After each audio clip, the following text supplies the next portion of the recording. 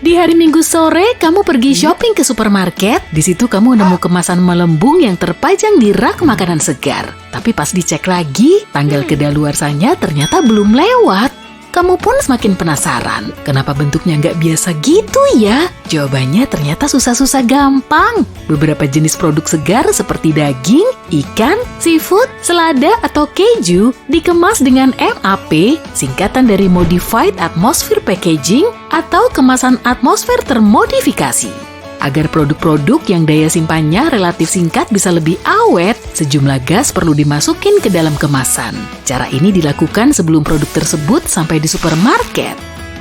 Seorang dosen Prancis yang mengajar di Montpellier School of Pharmacy menemukan cara ini setelah dia ngelihat buah yang lebih segar kalau disimpan di tempat minim oksigen. Jenis gas yang dimasukkan ke dalam kemasan MAP bisa bervariasi, tapi intinya gas ini bisa mengganti atau mengurangi kandungan oksigen yang biasanya berupa nitrogen atau karbon dioksida.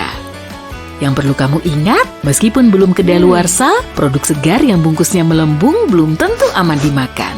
Gas di dalam kemasannya mungkin punya fungsi tersendiri, tapi hal ini bisa menjadi penanda kalau produk tersebut sudah rusak. Makanya kamu perlu ngecek tanggal kedaluarsa produk saat berbelanja. Kalau memang belum kedaluarsa, cek juga aroma dan kemasannya. Barangkali muncul bau aneh atau bungkusnya mulai rusak. Sebaiknya jangan ambil risiko kalau muncul banyak kejanggalan. Kamu bisa kok menghubungi staf supermarket kalau ada pertanyaan atau masalah. Kebanyakan supermarket di zaman now punya tata letak yang membantu proses belanja yang berurutan. Misalnya, para pembeli perlu mengambil produk yang nggak gampang rusak terlebih dulu, kemudian nambahin produk dingin atau beku. Sedangkan buah atau sayur perlu dibeli belakangan supaya nggak ketumpuk di bawah keranjang belanja. Pasti kita nggak mau kan dapat tomat geprek sepulang shopping? Kalau ayam geprek sih masih mending. Usahakan kamu belanja buah dan sayur di pagi hari aja ya. Sayuran yang udah dipajang seharian bisa aja berubah bentuk, tekstur, atau malah kelihatan layu. Aku punya tips singkat untuk mengelola limbah nih. Jangan suka jor-joran beli produk melebihi jumlah yang kamu perlukan selama seminggu. Kebanyakan buah dan sayur nggak akan awet selama itu. Jadi sebaiknya jangan turuti keinginan sesaatmu ya. Sebaiknya pergi shopping dengan perut kenyang dan jangan lupa bawa daftar belanjaanmu yang udah kamu siapin. Cek juga kemasan setiap produk dengan teliti, biar nantinya kamu nggak repot sendiri. Pastiin produk dingin terasa dingin saat dipegang, dan produk beku kelihatan padat tanpa tanda-tanda kebocoran. Sesampainya di rumah, langsung masukin semua barang yang perlu didinginkan ke dalam kulkas. Idealnya, produk kayak gini cuma berada di luar kulkas maksimal selama 2 jam agar kualitasnya tetap terjaga. Mungkin kamu gak kepikiran untuk beli herbal di dalam pot, tapi sebaiknya beli aja. Selain harganya lebih murah, tanaman ini juga lebih mudah dirawat. Pasti kamu bakal seneng banget deh kalau bisa punya kebun herba sendiri di balkon rumah atau dapur. Dengan begini kamu bisa metik basil segar setiap kali bikin pasta lezat. Mumpung kamu masih di supermarket nih, jangan lupa beli filter kopi ya. Selain sebagai penyaring kopi, benda ini juga punya fungsi lain di sekitar dapur. Filter kopi bisa dipakai untuk nyaring air, misahin perabot porselen saat ditumpuk, atau ngebersihin kaca jendela dan sepatu. Kalau buah dan sayuran favoritmu lagi ada diskon, beli banyak malah bisa jadi limbah. Nah, sebaiknya kamu bekuin aja. Kamu bisa memakainya lagi untuk bikin smoothie atau jus segar. Jangan asal ngambil produk di depan rak ya, apalagi produk tersebut gampang busuk.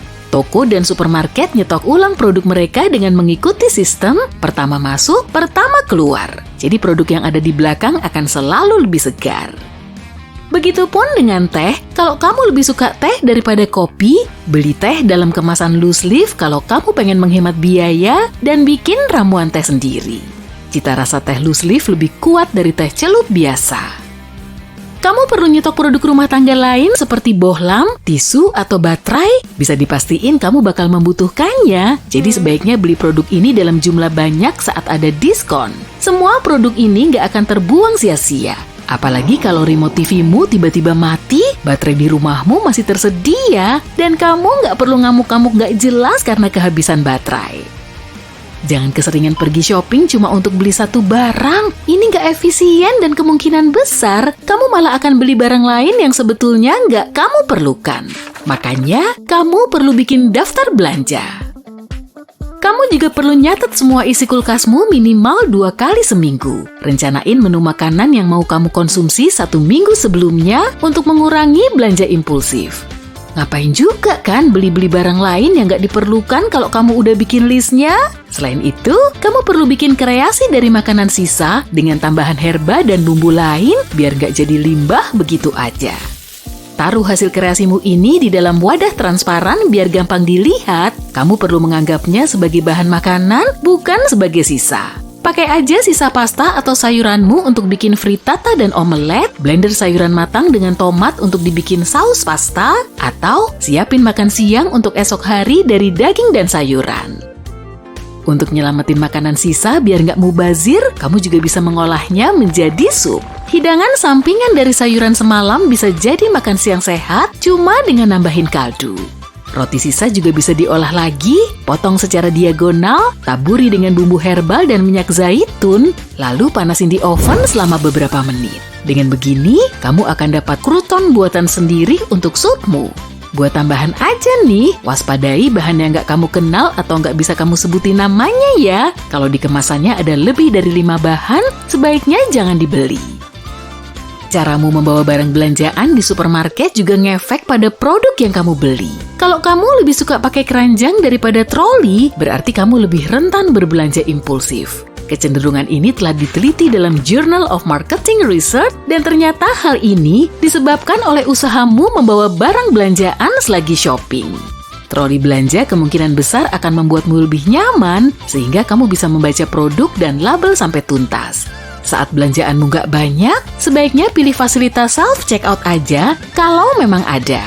Banyak studi menunjukkan pembelian impulsif bisa turun sampai 32% kalau pembeli men-scan belanjaannya sendiri saat mereka mau keluar. Hal ini bisa terjadi karena antrian pembayaran biasa didesain khusus agar pembeli sulit ngelepas barang yang mau dibatalin. Di situ nggak ada tempat untuk naruh produk yang nggak jadi dibeli, apalagi ada orang lain yang mengantri di belakang. Pengaturan produk di dalam rak juga bisa bikin budgetmu meroket loh. Kebanyakan orang cenderung membeli barang yang lebih gampang mereka lihat, sehingga barang yang paling mahal ditaruh setinggi mata, sedangkan barang murah cuma ditaruh di rak teratas dan rak terbawah. Gak usah buru-buru, teliti dulu harganya sebelum kamu milih produknya. Kamu pasti akan kaget setelah tahu barang yang ditaruh di rak atas dan rak bawah ternyata lebih murah. Bahan aditif dan perisa buatannya juga lebih sedikit. Jadi lain kali, amati baik-baik saat kamu berbelanja.